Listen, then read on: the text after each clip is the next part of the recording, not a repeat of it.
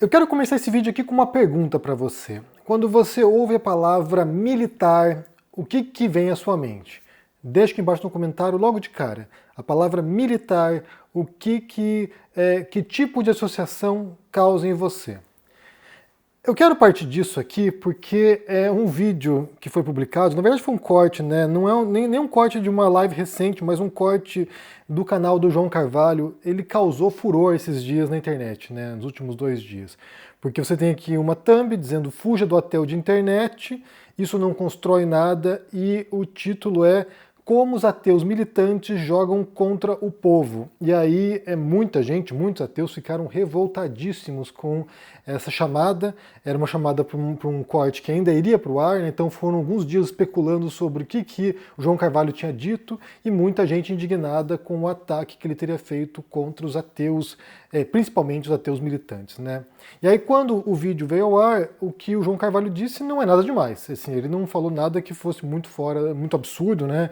Bastante senso comum, na verdade. Ele falou ali que não dá para imaginar que só porque a pessoa não é ateia, só porque ela é religiosa, que é uma pessoa ruim. Porque ele estava comentando um comentário durante uma transmissão do ICL Notícias, ele estava comentando ali uma fala de que alguém não confiava em ninguém que fosse evangélico, nem de esquerda, nem de direita. E aí o João Carvalho falando, gente, isso aqui não faz sentido, né? A gente tem que pensar que a religião é uma forma de socialização e que tem pessoas boas e ruins nas religiões. E a gente não pode jogar todo mundo. Você não pode jogar fora a criança com a água do banho.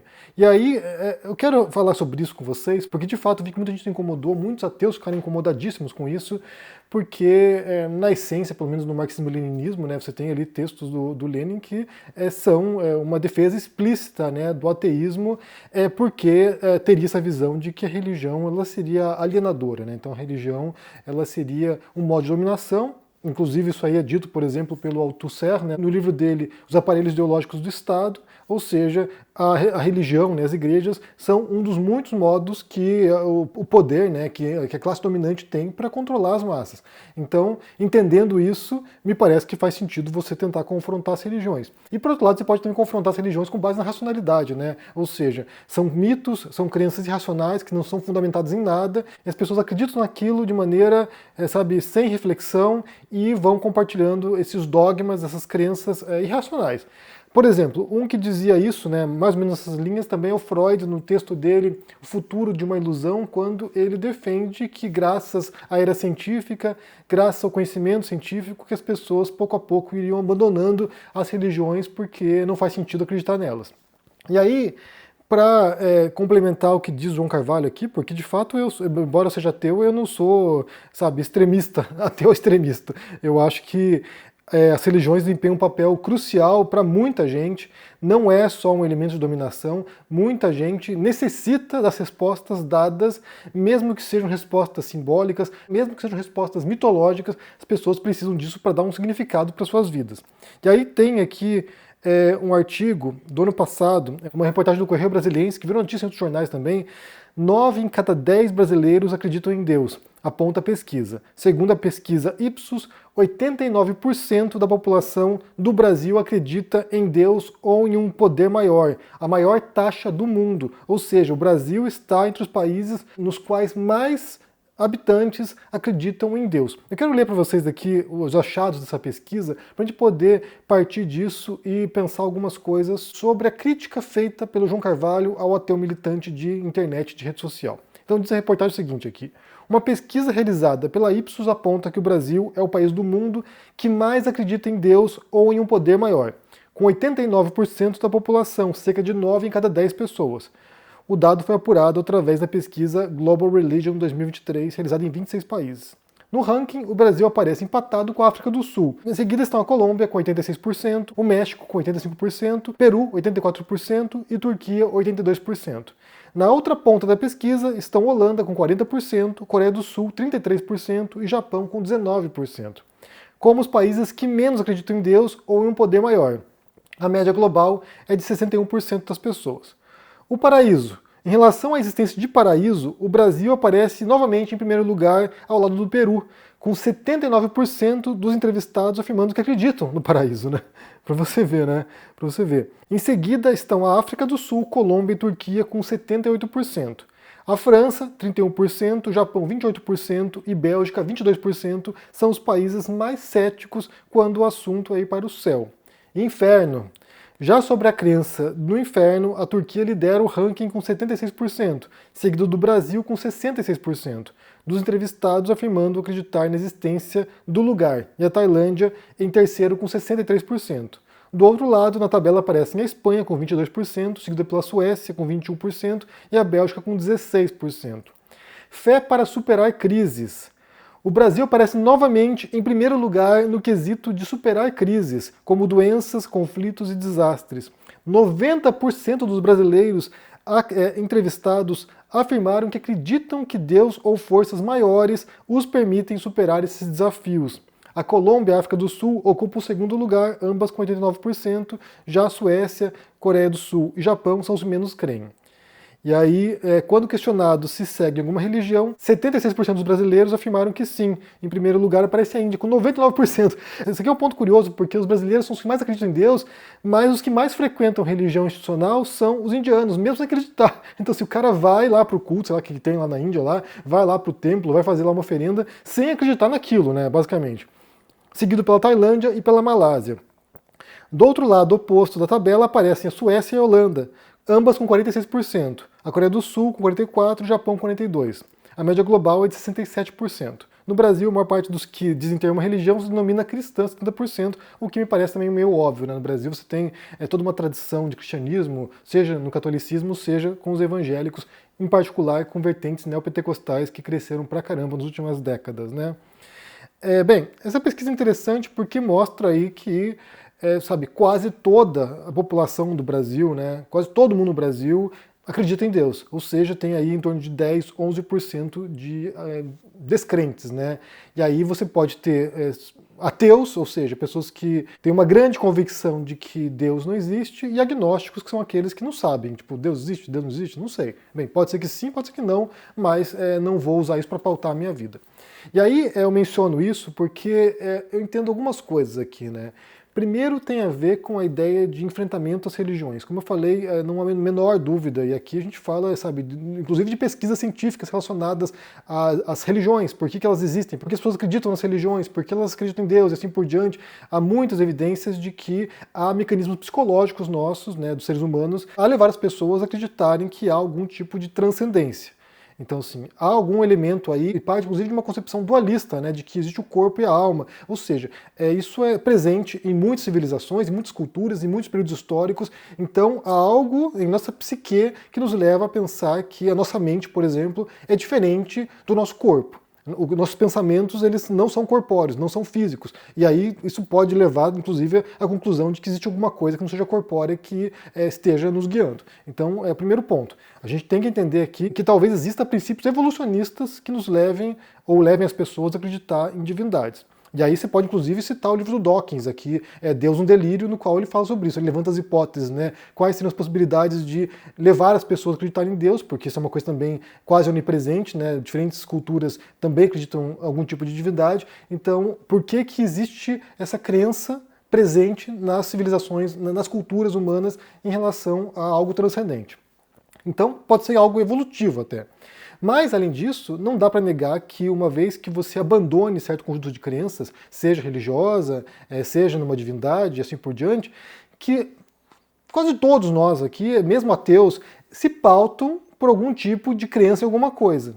O fato de a pessoa não acreditar em Deus não quer dizer que ela não esteja, submetida a um outro conjunto de crenças que é igualmente envolvente, que igualmente ajuda a explicar certas coisas que não têm explicação, ou que nos causam desconforto e angústia. Então as pessoas tendem a substituir uma religião, transcendental por religiões seculares. É uma tendência. É uma observação também empírica. A gente pode observar em diferentes momentos pessoas trocando o culto a um deus, o culto a uma mitologia, a um culto por uma personalidade, por algum líder político, por algum líder que, concentre a devoção das pessoas. Então, ali o João Carvalho inclusive fala sobre isso, né, sobre como seria, né, o ateísmo seria um processo para que as pessoas não precisassem mais recorrer à religião e pudessem se fiar em outras coisas, e aí eu entendo basicamente a substituição dessa religião transcendental por uma religião secular. Claro que não é o que ele está falando, mas é o que eu entendo. E aí entra o outro aspecto que tem a ver com os fatores que levam as pessoas a seguir religião. Porque a gente não pode negar também que, historicamente, as religiões são um dos casos de processos sociais dos mais bem-sucedidos, porque se for pensar, por exemplo, na propagação do cristianismo, né, o modo como a religião se propagou, sabe, desde a morte de Jesus até os nossos tempos, a propagação do Islã também, o modo como conquistou culturas, civilizações completamente. Então, assim, é um caso, sabe, extraordinário. O próprio Dawkins também fala sobre isso, como uma reprodução das ideias, né, memético o negócio. Então, assim, é um fenômeno. E mais uma vez, isso ajuda a explicar grandes questões para as pessoas, ajuda a explicar por que a gente sofre, em grande parte, por que nossa vida é uma merda. Então, assim, as religiões ajudam a explicar isso, porque Deus tem algum objetivo, tem uma missão pra gente, porque a gente vai sofrer aqui para ser recompensado na pós-morte, porque a gente está pagando pecados do passado e fica voltando. Ou seja, há muitas explicações para o sofrimento. E pra gente, o fato de a vida ser um sofrimento é uma grande incógnita e é uma grande angústia para muita gente. Então não há a menor dúvida de que você ter que abandonar a reflexão sobre o sofrimento para você receber uma resposta pronta, fechada, dogmática, através de um livro sagrado, muitas vezes, ela é apaziguadora. Muita gente se tranquiliza com isso, tanto que tem na resposta ali, na pergunta, né, pessoas que associam solução de crises com religião, com Deus. Então, assim, para muita gente é uma solução. Pedir lá, sabe, uma promessa, fazer uma promessa para que seja curado de alguma doença, fazer lá uma simpatia, assim por diante. As pessoas fazem isso porque isso fornece um tipo de apaziguamento mental que outras formas de conhecimento não fornecem. A ciência não fornece esse tipo de coisa. Bem, fornece lá um remédio, né? Você vai no hospital, um médico, assim por diante. Mas não fornece esse tipo de consolo espiritual que muita gente tem com essas crenças. Então, assim, por mais que seja uma resposta falsa, uma resposta mitológica, uma resposta, sabe, ilusória, para muita gente isso é reconfortante.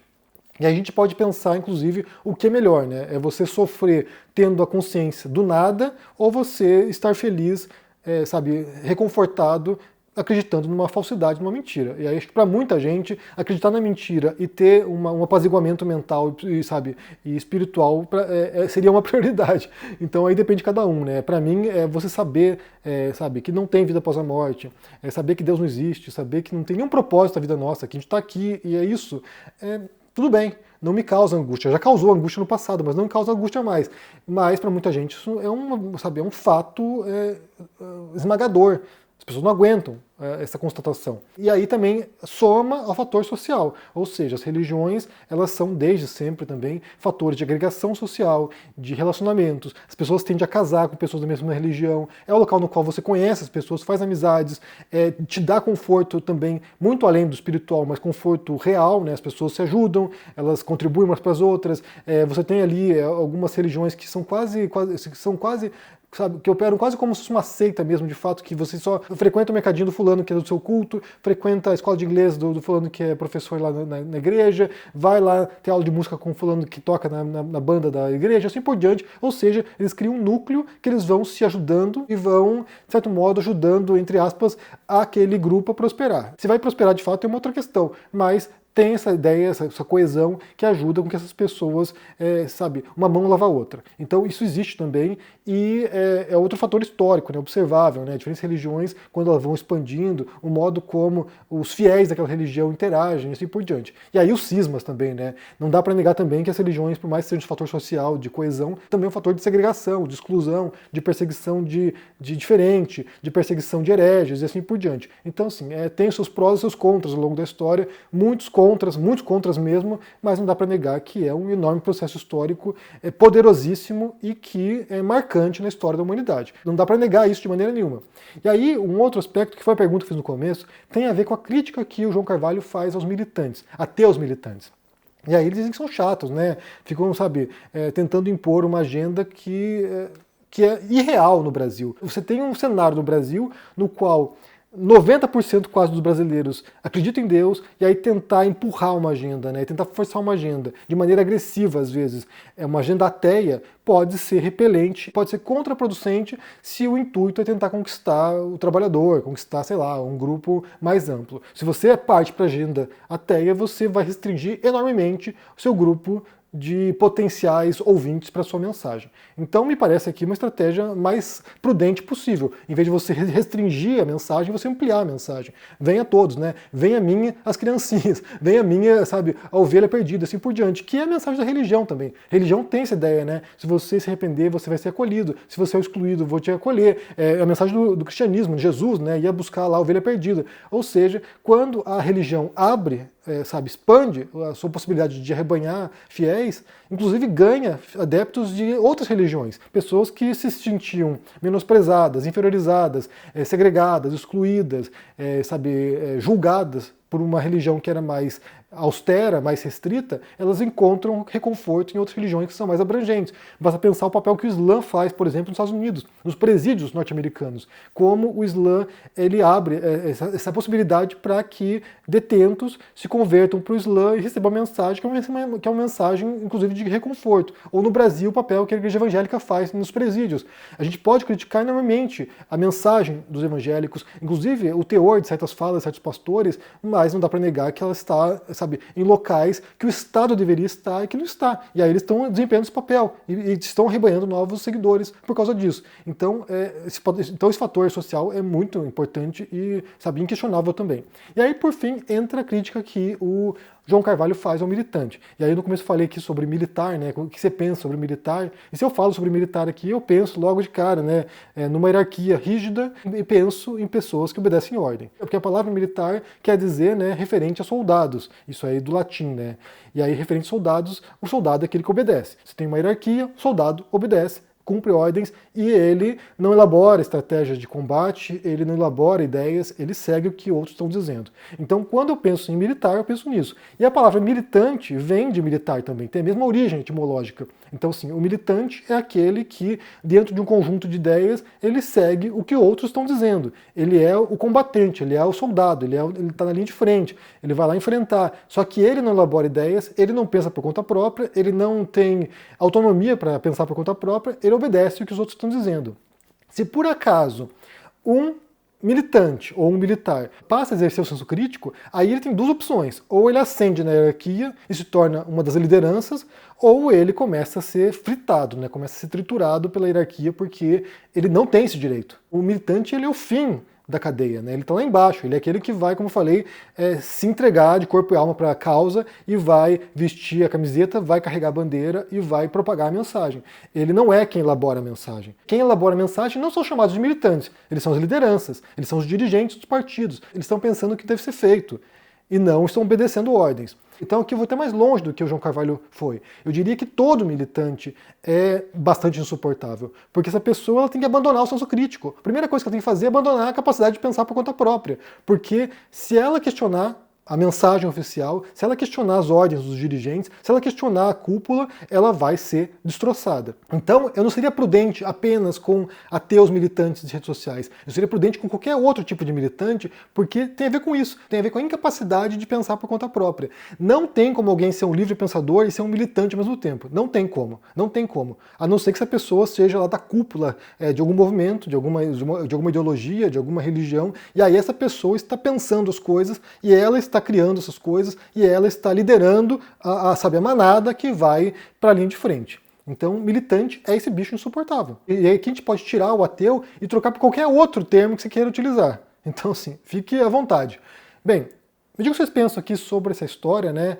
A crítica feita pelo João Carvalho aos ateus militantes de rede social, de internet, e o modo como eles se comportam, e o modo como eles são intransigentes em relação à realidade, inclusive material, do que é o Brasil, né? O que é o brasileiro, quais são as crenças dos brasileiros. É uma incompreensão de como opera o Brasil, de como funciona a crença religiosa dos brasileiros, de como opera a crença religiosa da sua mãe, da sua avó, da mulher que trabalha no supermercado, do cara que trabalha no lava-carro, da mulher que trabalha no posto de gasolina. Essas pessoas acreditam em Deus. E se a ideia é chegar a essas pessoas, se a ideia é conquistar essas pessoas para algum ideal que você tenha, a pior coisa que você pode fazer é antagonizar as crenças religiosas que são essenciais para a existência dessas pessoas. Elas não acreditam em Deus porque, é uma frescura.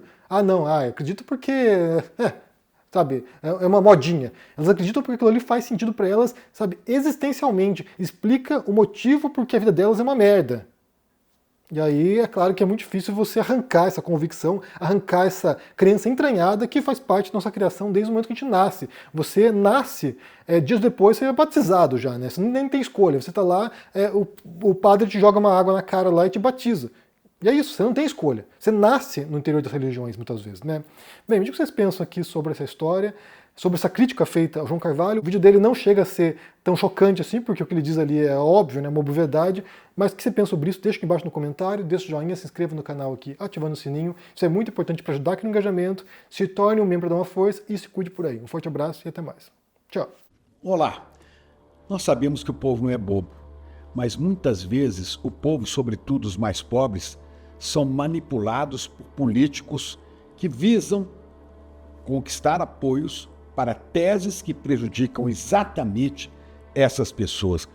Como se dá essa manipulação? Manipulação que só serve para defender e proteger os interesses de uma elite rica, que não tem nenhum compromisso de verdade com a vida desses que sofrem mais e que trabalham muito. Não tem compromisso com o bem-estar da população. Nós vamos exibir aqui no ICL uma aula. O nome é O Pobre de Direita. É o nome do mais novo livro do professor Gessé Souza.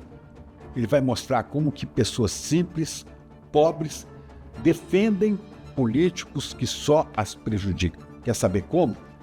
Liga aí, dia 29 de setembro, um domingo, às 8 da noite, Gessé Souza vai dar uma aula magna para você, de graça, aqui no ICL.